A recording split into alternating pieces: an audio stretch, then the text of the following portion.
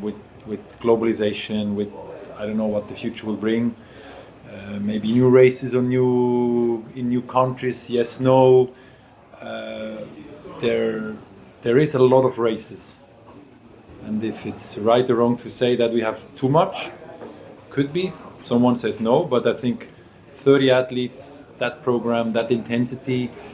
I think sometimes we have definitely a lot of races, and that's why for us, even in a year like this year, where we can say yes or no, or we could send an email, yes, we will honoring and we will come, and not can we come, please, this is our roster, we will bring these riders, or these are our ambitions, and then to wait, this of course helps, but I think still to choose between 3-4 races on the same weekend, with the ambitions we have and also the points we have to look, because it's just, it is our we have to live with that.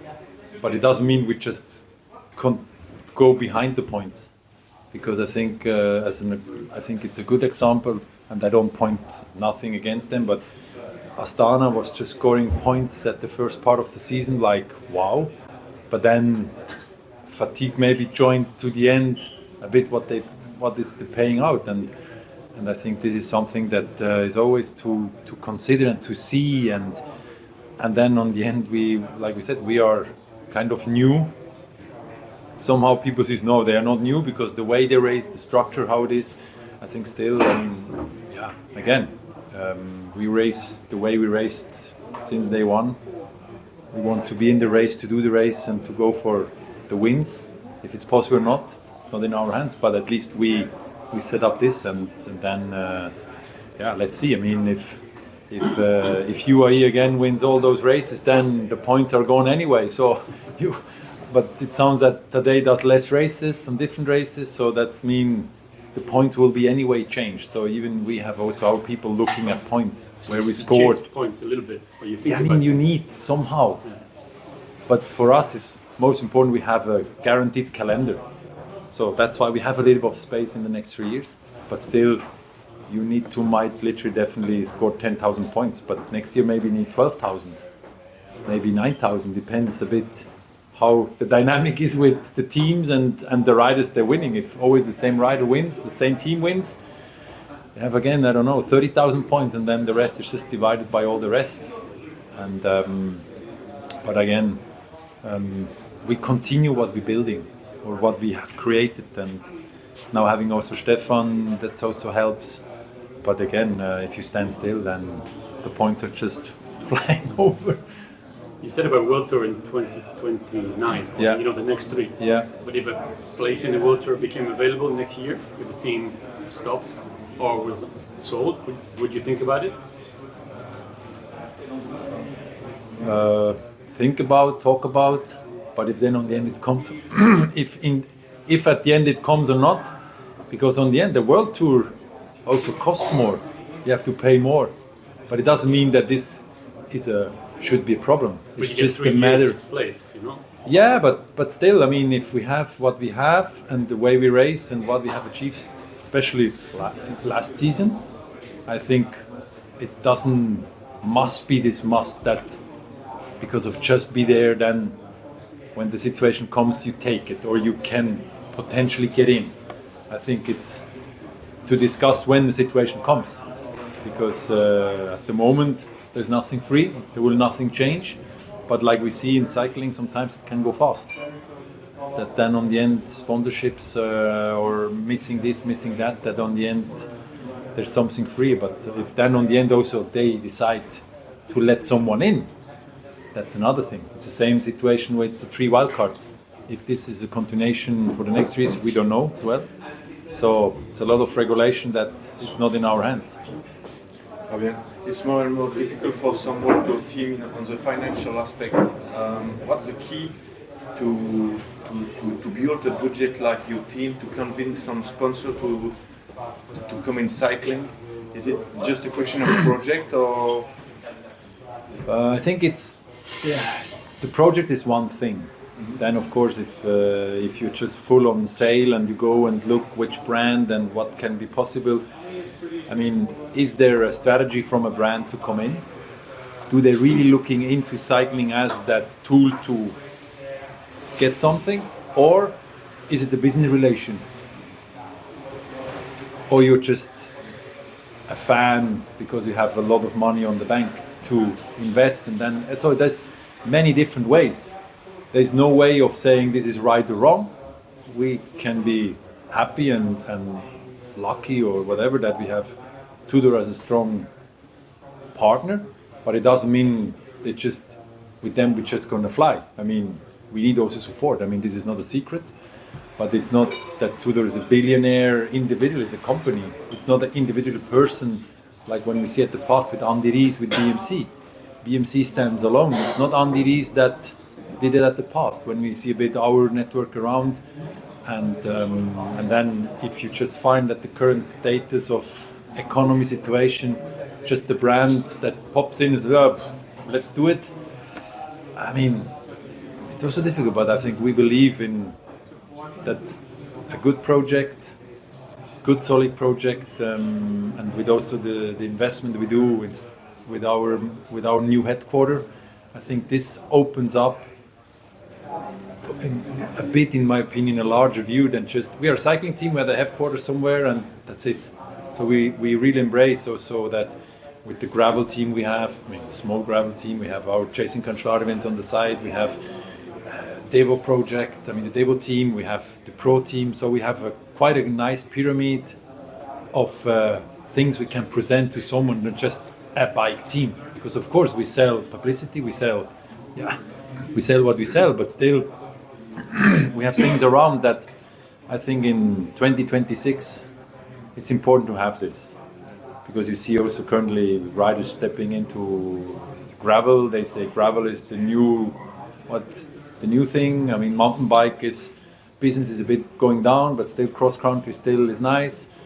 That's a bit, I think, I mean, it's not a secret that what we are doing is costing.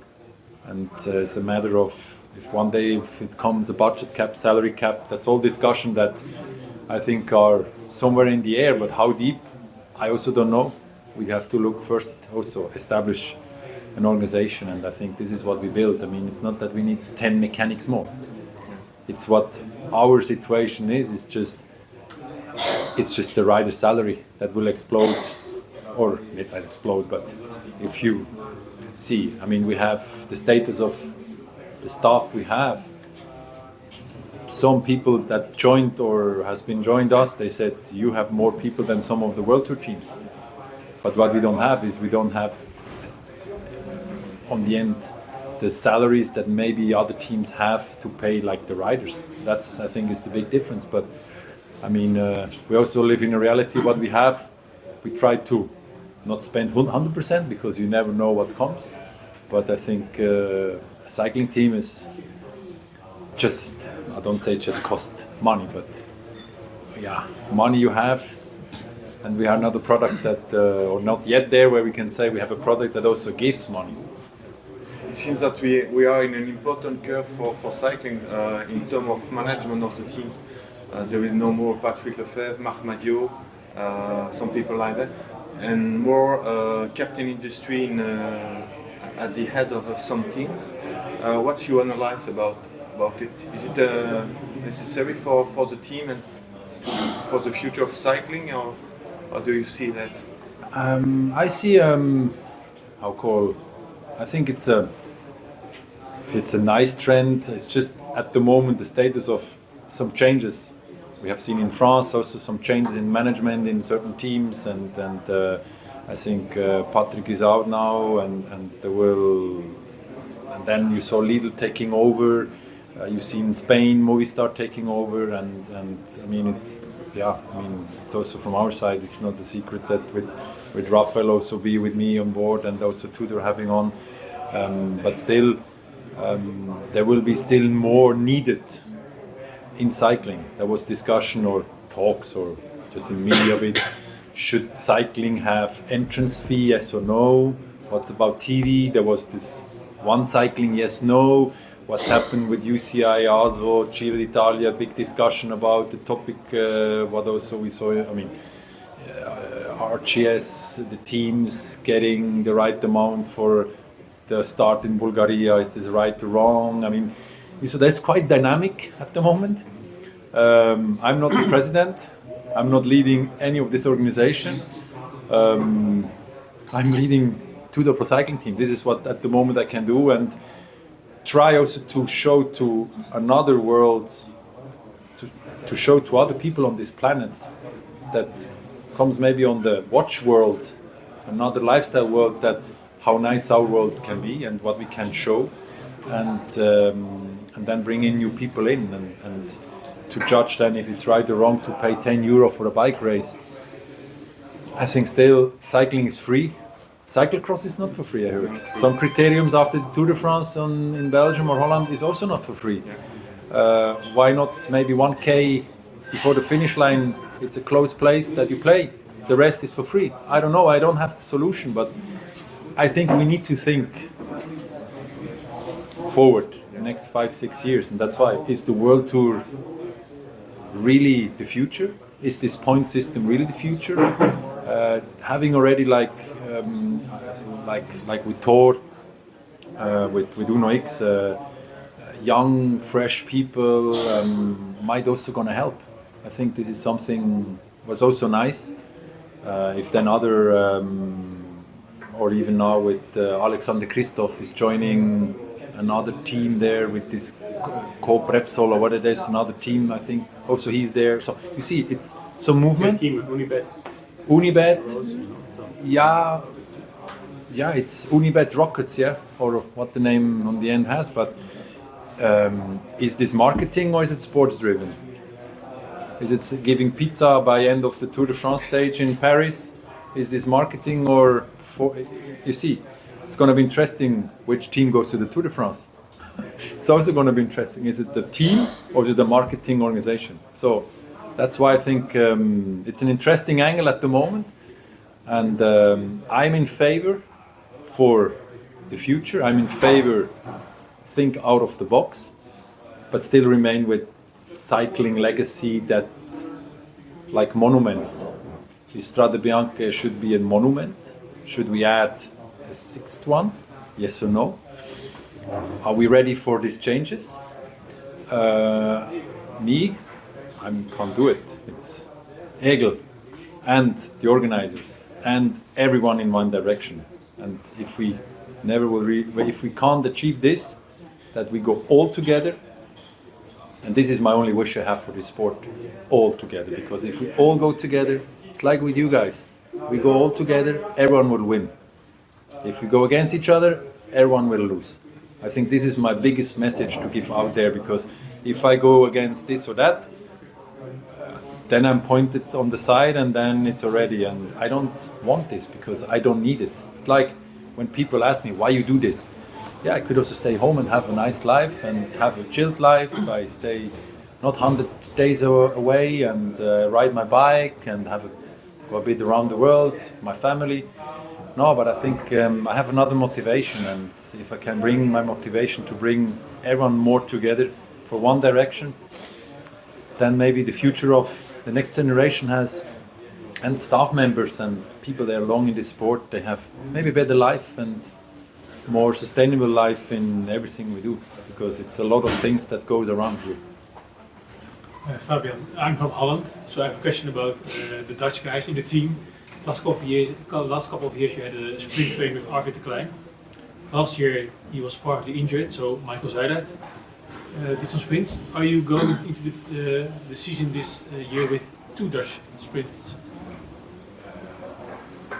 Yeah, I mean, what is amazing that when they came to us, I mean, they've been the riders, but look what we have built with them.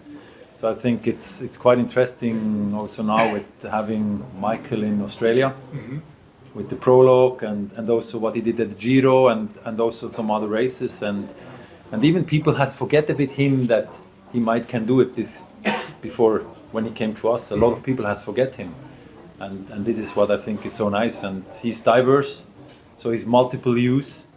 Arvid is a pure sprinter, but Michael is versatile, and this is actually quite nice and good, and this we explore still more with him. And there's some ideas of changing and helping, but that both gonna go in one race and both gonna sprint for the points. I don't think we're gonna do that because it's not our style. Mm-hmm. Yeah. And can you tell me if one or maybe both of them are they going to do a Grand Tour this year? Yeah, I mean they will kind of somehow. Depends a bit. I mean there is talks, but of course I mean when you see all the 3 Grand Tours, they're quite tough. Yeah. But I think what Michael has reached, I think it was important to finish to do something like this, to make the next step. And I think with Arvid, I mean, it's not a secret that for him climbs are a bit more difficult. Yeah. So there is for sure some plans, but again, I mean, then talk with the trainers and the sports directors, because and also the definitely planification. But there is plans, of course, because when we do all the 3, then should be a balance. Yeah. But I think they don't do the Vuelta. No. With the hardest Vuelta ever, they That say, would be kind of. surprised, yeah.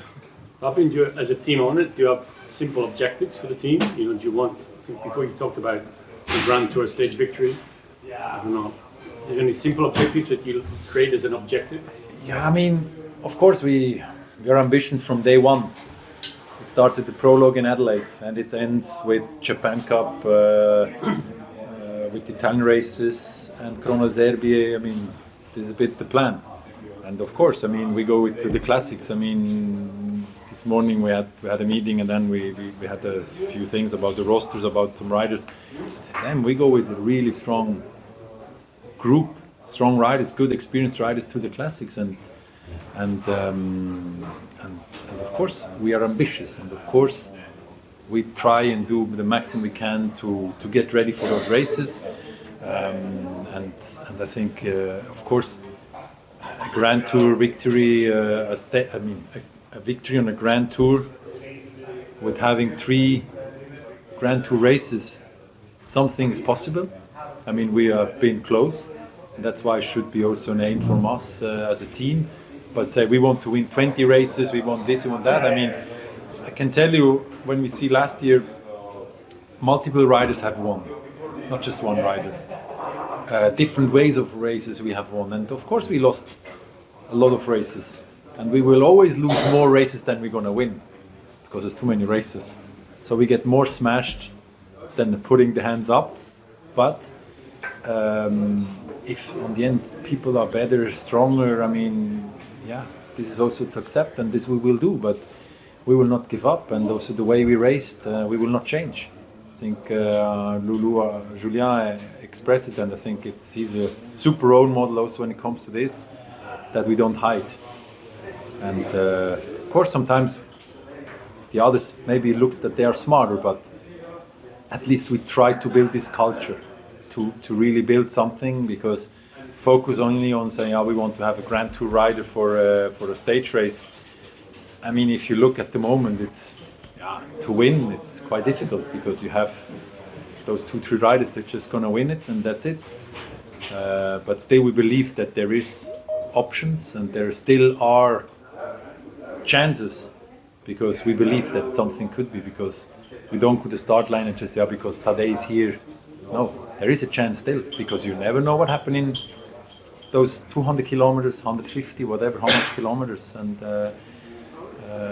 also with all, I mean, I'm not negatively about, but with the crashes, with the changes, sick, and this, we believe in the positive and the good, because that's also important towards the riders and everyone around, because if not, then we can also stay home, and this we don't want.